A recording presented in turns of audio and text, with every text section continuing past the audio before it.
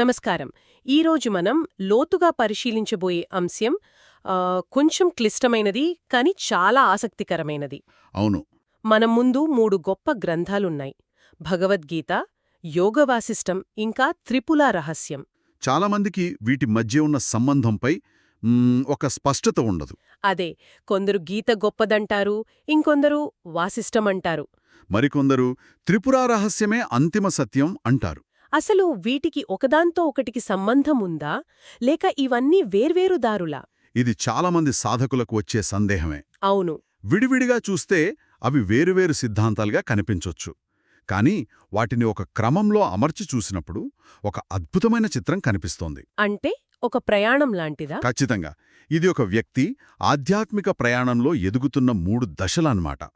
సాధకుని మానసిక పరిపక్వతను బట్టి ఒక్కో గ్రంథం ఒక్కో స్థాయిలో మార్గనిర్దేశం చేస్తుంది. ఓకే, ఒకే మార్గంలో 3 మజిలీలంటున్నారు. ఇది వినడానికి చాలా బావుంది. అవును, ఇవి వేర్వేరు దారులు కాదు, ఒకే రాజమార్గంలో ఉన్న 3 ముఖ్యమైన మజిలీలు. అయితే ఏది మొదటి మజిలీ? ఎక్కడ మొదలుపెట్టాలి? సహజంగా అందరికీ తెలిసిన భగవద్గీతతోనే మొదలుపెట్టాలేమో. గీత గురించి దాదాపు అందరికీ తెలుసు. అర్జునుడికి కృష్ణుడు చేసిన ఉపదేశం. హ్మ్, కానీ గీత యొక్క అసలు ప్రయోజనమేమిటి? కేవలం మన పనులు మనం చేసుకోవాలి, బాధ్యతల నుండి పారిపోకూడదు అని చెప్పడమేనా? అది ఒక భాగం మాత్రమే. ఎందుకంటే జీవితంలో ఎన్నోసార్లు ఇది చెయ్యాలా వద్దా అనే సంఘర్షణ మనందరికీ వస్తుంది. అర్జునుడి స్థానంలో మనల్ని ఊహించుకోవడం చాలా తేలిక కదా? మీరు చెప్పింది నిజమే. గీత యొక్క తక్షణ ప్రయోజనమదే. మనసులో నిరంతరం జరిగే అలజడిని, ఆ ఆందోళన తగ్గించి ఒక రకమైన దృఢత్వాన్ని, స్థిరత్వాన్ని ఇవ్వడం గీత మొదటి లక్ష్యం. సైకలాజికల్ స్టెబిలిటీ అన్నమాట. కరెక్ట్. ఆధునిక పరిభాషలో అదే. గీతలోని ముఖ్య సూత్రం యోగః కర్మసు కౌశలం. అంటే చేసే పనిమీద మాత్రమే దృష్టిపెట్టి ఫలితం గురించి ఆందోళన చెందకుండా నైపుణ్యంగా చేయడం. ఓ, ఉదాహరణకు, ఒక సర్జన్ ఆపరేషన్ చేస్తున్నప్పుడు పేషెంట్ బతుకుతాడా లేదా అని ఆందోళన పడ్డాడనుకోండి. అతని చేతులు వణుకుతాయి. అవును, ఆపరేషన్ చెడిపోతుంది. కాని కేవలం తన పని మీద, తన నైపుణ్యం మీద దృష్టి పెడితే ఫలితం దానంతటదే వస్తుంది. అంటే జీవితమనే ఆపరేషన్ థియేటర్లో ఎలా నిలబడాలో గీత నేర్పుతుంది. సరిగ్గా చెప్పారు. ఆ పోలిక చాలా బాగుంది. అయితే నాకొక సందేహం. అంతిమ లక్ష్యం ఆత్మజ్ఞానం, మోక్షమైతే ఈ కర్మలు, పనులు, బాధ్యతలు, ఈ గొడవంతా ఎందుకు? మంచి ప్రశ్న. నేరుగా చివరి మెట్టుకు, అంటే త్రిపుర రహస్యం లాంటి గ్రంథానికి వెళ్ళిపోవచ్చుగదా. ఈ గీత, ఈ కర్మయోగం అనే పునాది ఎందుకు? పునాది లేకుండా నేరుగా పై అంతస్తు కట్టాలని ప్రయత్నిస్తే ఏమవుతుంది? కూలిపోతుంది. మనసు కూడా అంతే. చిందరవందరగా అలజడిగా ఉన్న మనస్సుతో అంతా మిథ్యే, నేనే బ్రహ్మాని అని అనుకోవడం చాలా ప్రమాదకరం. అంటే అది జ్ఞానం కాదా? కాదు, అది కేవలం అహంకారపూరితమైన మాటవుతుంది. ఇంకా చెప్పాలంటే అది బాధ్యతల నుండి పారిపోవడానికి, బద్ధకానికి ఒక సాకుగా మారుతుంది. ఓకే, అర్థమైంది. అందుకే గీతను ఒక ఆయుధంగా వర్ణించారు. బయటి ప్రపంచంతో వ్యవహరించడానికి, మనల్ని మనం నిలబెట్టుకోవడానికి ఈ ఆయుధం కావాలన్నమాట. ఒక ఉపమానంతో చెప్తారా? తప్పకుండా. ఒక సులభమైన ఉపమానంతో చెప్పాలంటే భగవద్గీత సముద్రంలో ఈదడం నేర్పుతోంది. ఆ ఈత రాకుండా సముద్రం లోతుల్ని అన్వేషించడం అవివేకం కదా. ఆ పోలిక అద్భుతంగా ఉంది. ఎందుకంటే అది ఒక విషయాన్ని స్పష్టం చేస్తోంది. ఏంటది? ఆధ్యాత్మికత అంటే జీవితం నుండి పారిపోవడం కాదు, ముందు జీవితంలో ఎలా ఉండాలో, ఎలా ఈదాలో నేర్చుకోవడమే మొదటి మెట్టు అని. కరెక్ట్. సరే, ఇప్పుడు ఈత నేర్చుకున్నాం. గీత ద్వారా మనసు స్థిరపడింది. పనులను సమర్థవంతంగా చేస్తున్నాం.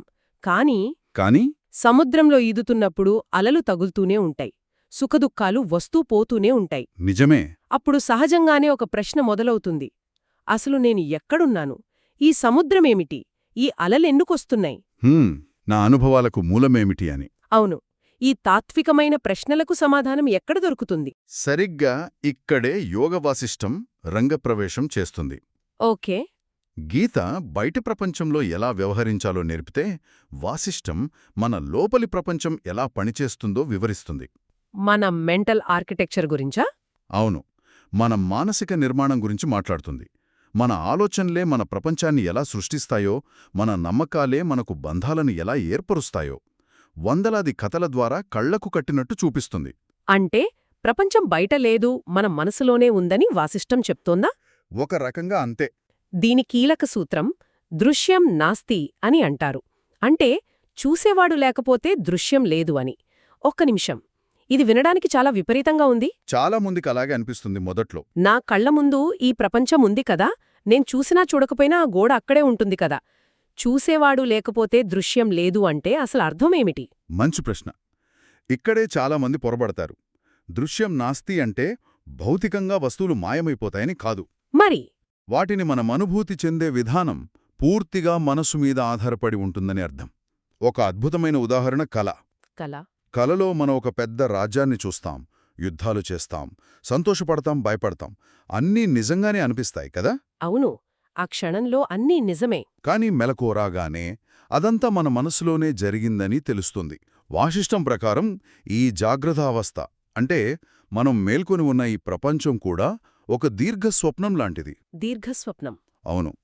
ఈ ప్రపంచమనే చిత్రం మనస్సు అనే తెర మీద ప్రదర్శించబడుతోంది. తెర లేకపోతే చిత్రం ఎలా ఉంటుంది? ఓ, ఓకే ఓకే ఇప్పుడు కొంచెం స్పష్టతొస్తోంది. అంటే ప్రపంచం యొక్క వాస్తవికతను ప్రశ్నించడం ద్వారా దానిమీద మనకున్న పట్టును సడలించడం దీని ఉద్దేశ్యమనమాట. కరెక్ట్. దీనివల్ల లాభమేమిటి? ఇది మనకు వస్తువుల మీద, వ్యక్తుల మీద ఉన్న మమకారాన్ని, ఆ అటాచ్మెంట్ను తగ్గిస్తుందా? ఖచ్చితంగా. ప్రపంచం ఒక కలలాంటిదని అర్థమైనప్పుడు అందులోని కష్టనష్టాలు మనల్నంతగా బాధించవు. నిజమే.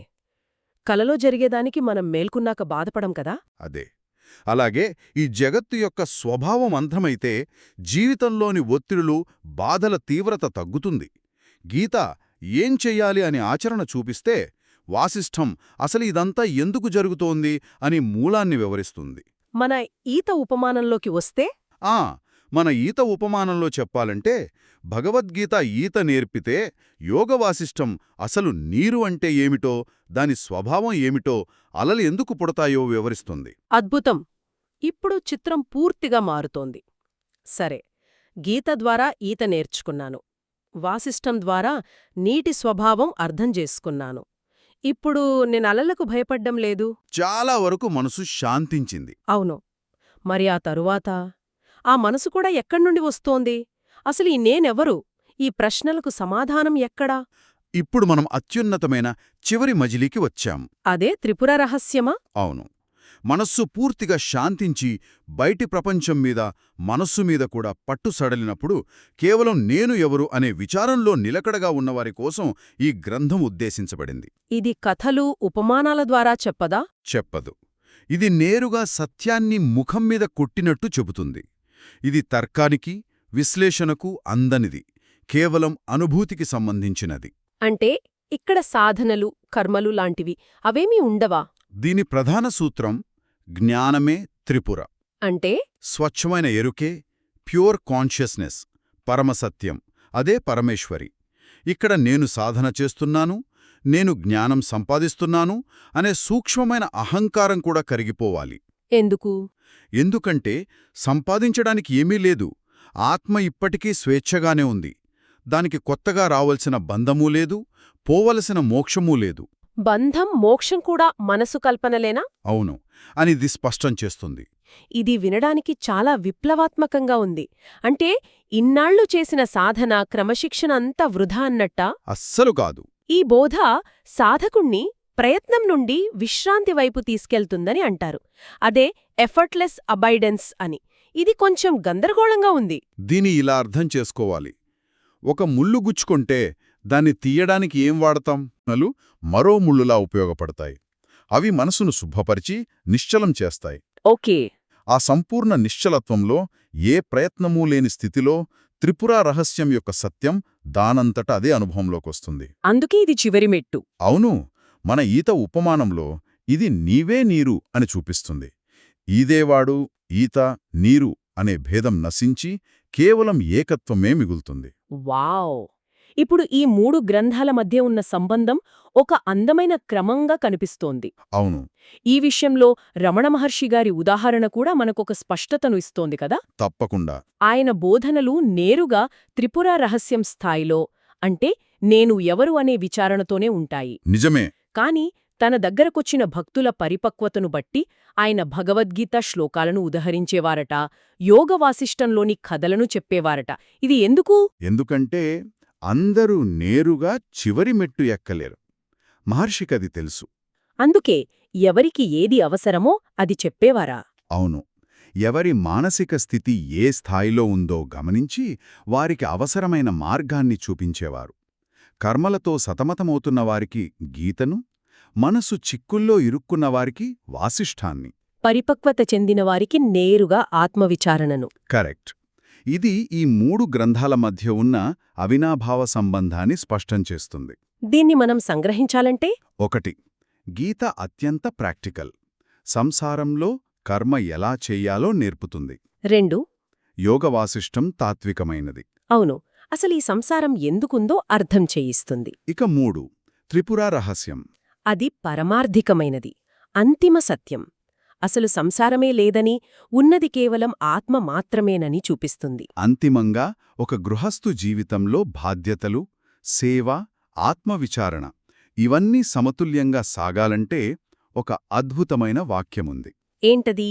భగవద్గీతతో జీవించండి, యోగవాసిష్ఠంతో అర్థం చేసుకోండి, మరియు త్రిపుర రహస్యాన్ని మౌనంగా గ్రహించండి. ఈ ఒక్క వాక్యం ఈ 3 గ్రంథాల సారాన్ని, వాటి ప్రయోజనాన్ని అద్భుతంగా పట్టి చూపిస్తోంది. నిజంగా. అవును. ఈరోజు మన చర్చలో ఈ 3 గ్రంథాలు ఒకదానికొకటి ఎలా పునాది వేస్తాయో చూశాం. కర్మయోగం నుంచి సహజ స్థితి వరకు ఒక స్పష్టమైన ప్రయాణాన్ని గమనించవచ్చు. ఇది ఆధ్యాత్మిక అన్వేషణకు ఒక స్పష్టమైన పటాన్నందిస్తోంది. అవును, ఒక గైడ్ లాంటిది. ముగించే ముందు ఒక్క నిమిషం, నాకింకో ప్రశ్నొస్తోంది. తప్పకుండా అడగండి. అత్యున్నత స్థాయిలో త్రిపుర రహస్యం సాధన కూడా చివరికి మిథ్యే అని చెప్తోంది కదా. అవును. ఒక పడవలో నదిని దాటిన తర్వాత ఆ పడవను అక్కడే వదిలేస్తాం.